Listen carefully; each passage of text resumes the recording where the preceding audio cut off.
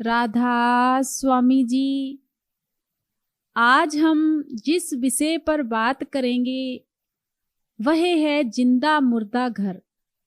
सुनने में थोड़ा अजीब जरूर लगेगा, लेकिन अगर हम संसार में नजर मारकर देखें तो कितने लोग जीवों की हत्या कर करके उनको खा रहे हैं और अपने पेट में डाल रहे हैं। तो क्या हम यह भूले बैठे हुए हैं कि हमें मालिक देख नहीं रहा, हमें सतगुरु देख नहीं रहे? इनका भी भुगतान हमें जरूर करना पड़ता है। अगर हम जीवों की हत्या करते हैं तो आज इसी विषय में यह बहुत ही प्यारी साखी है जो हमें बताएगी और हमें प्रेरणा देगी कि असलियत क्या है। एक परिवार था जिनके घर हर दूसरे दिन नॉनवेज बनता ही बनता था। उस परिवार में 6 से 7 मेंबर थे और वह पूरा परिवार नॉनवेज खाता था। जो उनकी सबसे छोटी बहू थी वह बिल्कुल भी इन चीजों को अच्छा नहीं समझती थी और वह मालिक को बहुत मानती थी। जब भी उनके घर नॉनवेज बनता था तो वह हमेशा ही अपने हस्बैंड से एक ही बात कहती थी कि यह जो आप जीवों की हत्या कर रहे हो, उन्हें मार मार कर खाते हो, उन्हें दर्द देते हो, उन्हें तकलीफ देते हो, अगर ऐसा हमारे साथ हो तो तुम्हें कैसा लगेगा? ऐसा मत किया करो, नॉनवेज मत खाया करो, अपने घर में मीट शराब मत चलाया करो, यह सब कुछ छोड़ दो। तो उसके हस्बैंड कहते थे कि ऐसा ही चलेगा, तुम हमें समझाया मत करो, तुम्हें नहीं खाना तो मत खाओ, पर हमें मना मत किया करो। अब जब भी उनके घर में मीट बनता था और परिवार वाले खाते थे तो काफी बर्तन हो जाते थे और हमेशा ही इस चीज से लड़ाई रहती थी कि छोटी बहू बर्तन नहीं मांजती। अब जब भी उसके हस्बैंड अपनी वाइफ से यह बात कहते थे कि बर्तन क्यों नहीं साफ करती हो, तब भी वह एक ही बात कहती थी कि तुम तो कर्मों का हिसाब किताब उठा ही रहे हो, आप लोगों ने तो जीवों की हत्या करके खानी ही खानी है, आप तो पापों के भागीदार बन ही रहे हो। मैं बर्तन मांजकर इन चीजों में नहीं पड़ना चाहती। मैंने हमेशा आपसे कहा है कि ना मैं बर्तन साफ करूंगी और ना ही मैं इन चीजों में पड़ूंगी। तो उनके घर में इस बात की लड़ाई हमेशा होती ही रहती थी और वह जो बेटी थी वह हमेशा अपने हस्बैंड को एक ही बात समझाती थी कि इन चीजों को छोड़ दो, इनसे सुख हासिल नहीं होगा, बहुत बुरा कर रहे हो तुम लोग। एक दिन दोनों हस्बैंड वाइफ बैठे हुए थे और वह बातें करने लगे। उनकी जो माता थी वह बहुत ज्यादा बुजुर्ग थी और वह बेड पर थी, उनकी तबीयत ठीक नहीं थी। तो उनकी वाइफ कहने लगी अपने हस्बैंड से कि आपको पता है कि हमारे घर भी एक कसाई आने वाला है, बस कुछ समय ही जा रहा है। तो वह भाई कहने लगा, कसाई आने वाला है? हमारे घर कसाई क्यों आएगा? हम तो खुद ही मीट को काटते हैं, खुद ही बनाते हैं, सब कुछ तो हम करते हैं, हमें कसाई की क्या जरूरत है? तो वह लड़की कहने लगी कि एक आपसे भी बड़ा कसाई है। तो हस्बैंड को बड़ा गुस्सा आया कि हमसे बड़ा कसाई कौन हो सकता है। तुम कैसी बातें कर रही हो?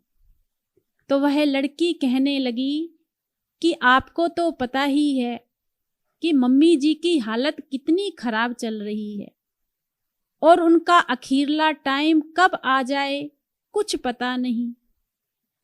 उन्होंने भी बहुत ज्यादा मीठ खाया हुआ है, ना तो कभी उन्होंने मालिक का ध्यान किया है और ना ही कभी वह मालिक की तरफ गई हैं। बस उन्हें खाना ही खाना सूझता है। आज भी वह कुछ नहीं कर सकती, लेकिन जब भी आप लोग मीट बनाते हो तो आपको आवाजें मार मार के बुलाती हैं कि मेरे लिए जरूर ले आना। तो उसका भी उन्हें भुगतान जरूर करना पड़ेगा। और वह जो कसाई है ना, वह इस घर के एक जीव पर बहुत ज्यादा हावी होने वाला है। अब यह बातें जब उसके हस्बैंड ने सुनी तो बहुत ज्यादा गुस्सा आने लगा कि यह जो तुम घुमा फिरा कर मेरे साथ बातें कर रही हो ना, यह मुझे बिल्कुल भी अच्छी नहीं लग रही, और तुम हमारी मम्मी को बीच में क्यों ले रही हो? तो वह लड़की कहने लगी कि आपको एक बात का पता है, जैसे आप लोग जीवों की हत्या कर करके उन्हें मार कर खा लेते हो, वैसे ये जो काल है वह भी एक कसाई है। जो भी जीव मालिक का ध्यान नहीं करते और इन चीजों में यहां आकर पड़ जाते हैं, तो वह भी अपना ऐसे ही भुगतान करता है, और वह भी जब जीवों को लेकर जाता है तो ऐसे ही खाता है।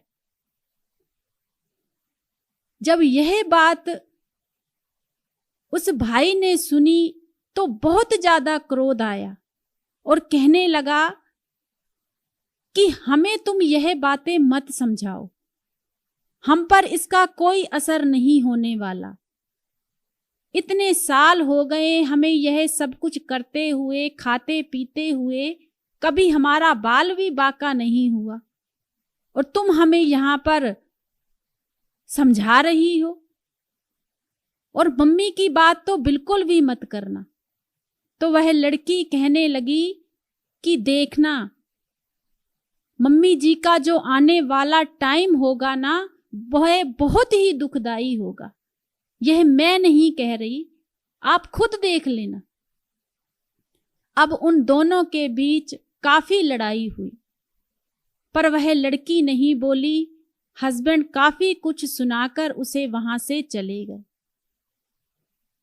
कुछ ही समय बीता और उनकी जो माता थी, उनकी बहुत ज्यादा तबीयत खराब होने लगी। जब तबीयत खराब होने लगी, डॉक्टरों को बुलाया तो डॉक्टरों ने भी कहा कि काफी बुजुर्ग हो चुकी हैं, अब तो इनका समय नजदीक है, अब कुछ नहीं हो सकता। अब जब भी रात होती थी तो वह जो बीबी थी, जो बुजुर्ग थी, वह जोर जोर से चिल्लाने लगती थी। इतनी तेज चिल्लाती थी कि सभी परिवार के लोग जाग जाते थे।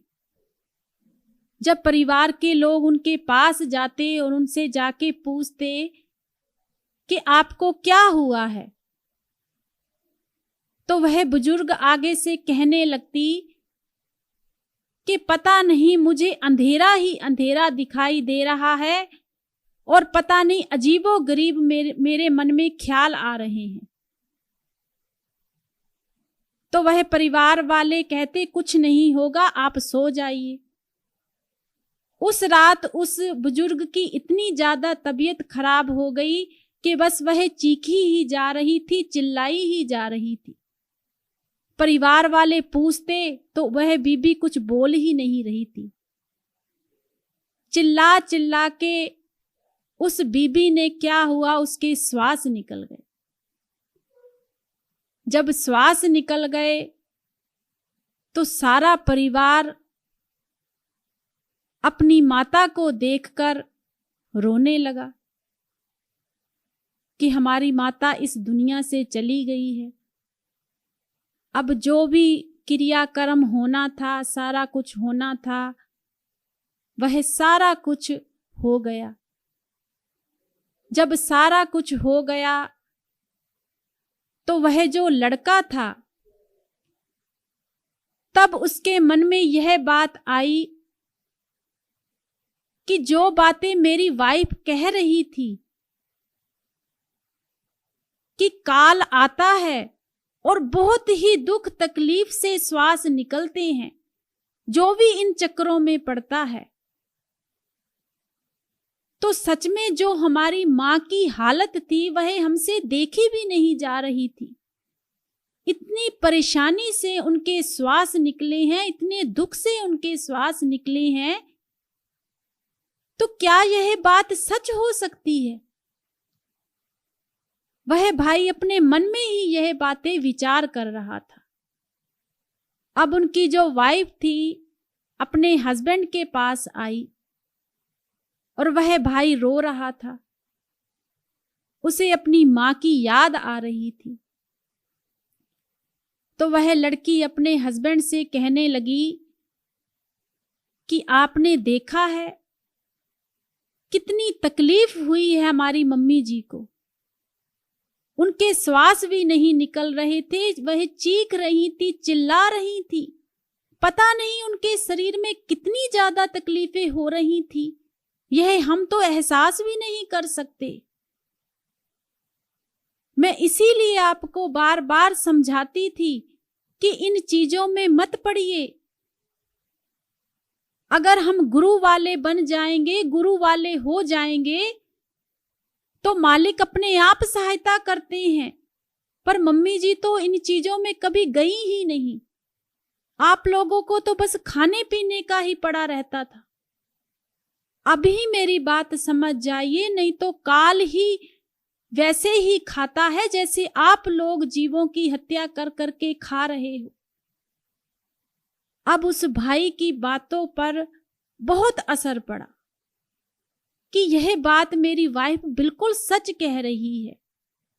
जो हालत हमने मम्मी की देखी है वह देखने लायक थी। अब वह भाई अपनी वाइफ से कहने लगा, तो अब इसका हम क्या करें? इन कर्मों का भुगतान क्या हमें करना पड़ेगा?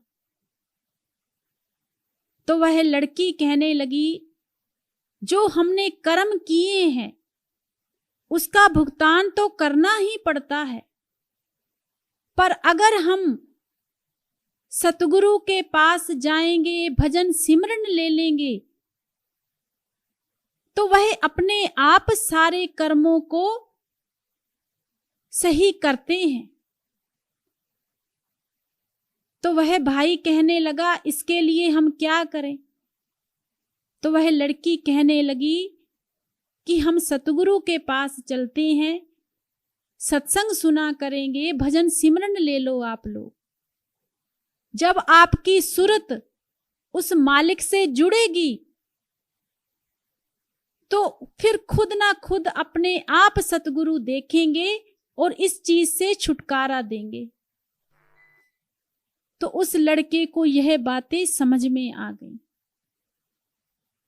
पूरे परिवार की आंखें खुल गईं कि इतने सालों से हमारी जो बहू थी हमें इतना समझाती थी, पर हम समझ में नहीं आता था और हम गलत काम करते थे। अब वह पूरा परिवार सतगुरु के पास जाने लगा। कुछ लोगों को भजन सिमरन मिल गया और कुछ लोगों को नहीं मिला। अब वह सतगुरु को मानने लगे और अपने घर से जितना भी मीट था, जो नॉनवेज बनता था, वह बिल्कुल खत्म कर दिया और ध्यान पे बैठने लगे। जब ध्यान पे बैठने लगे तो एक दिन वह लड़का फिर अपनी वाइफ से कहने लगा, भजन सिमरन तो ले लिया है, पर जो मैं इतने साल जीवों की हत्या कर करके उन्हें मारता रहा हूं, खाता रहा हूं, उसका क्या होगा? तो फिर उस लड़की ने कहा कि जब आप सतगुरु का भजन सिमरन करोगे, उस शब्द की कमाई करोगे, अपनी सूरत को यहां पर जोड़ लोगे, तो वह जो शब्द है वह तुम्हारे सारे कर्मों को काट देगा। पर उसके लिए आपको बहुत ज्यादा मेहनत करनी पड़ेगी।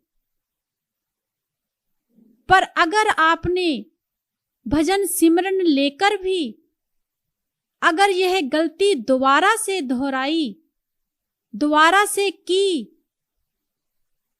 तो उसका छुटकारा कभी नहीं हो सकता। जब यह बातें उस भाई ने सुनी तो वह भाई कहने लगा कि नहीं, जो गलती मैं कर चुका हूं दोबारा से नहीं करूंगा। बस सतगुरु के आगे एक ही अरदास करता हूं कि जो मैंने किया है उस चीज से आप मुझे जरूर बचा लेना। और वह भाई अपनी भजन सिमरन की कमाई करनी उस भाई ने शुरू कर दी। सारा परिवार सतगुरु के साथ जुड़ गया। तो कहने का मतलब सिर्फ इतना है, जब हम जीव हत्या करते हैं तो उन्हें भी बहुत तकलीफ होती है। मालिक उनसे भी उतना ही प्रेम करते हैं। उनके लिए सारे जीव एक बराबर हैं। पर हम लोग इन चीजों को समझते ही नहीं हैं। क्योंकि अगर हम इन चीजों को समझ लेंगे, उस दिन हम यह काम कभी भी नहीं करेंगे। अगर हमने सारी जिंदगी इन्हीं चीजों में गुजार दी ना, तो आखिरला टाइम बहुत खतरनाक होता है, बहुत बुरा होता है। उस समय काल लेने के लिए आता है, और काल का जो आने का तरीका होता है वह बहुत ही बुरा होता है। तो हमें तो शुक्राना करना चाहिए उस सतगुरु का कि हमें सतगुरु ने भजन सिमरन दिया हुआ है। हम उनका भजन सिमरन करें, क्योंकि हमारे सतगुरु यही समझाते हैं कि भाई छुटकारा तो भजन सिमरन जपने से ही होगा, नहीं तो यहीं के यहीं ही रह जाएंगे, कुछ नहीं होगा। राधा स्वामी।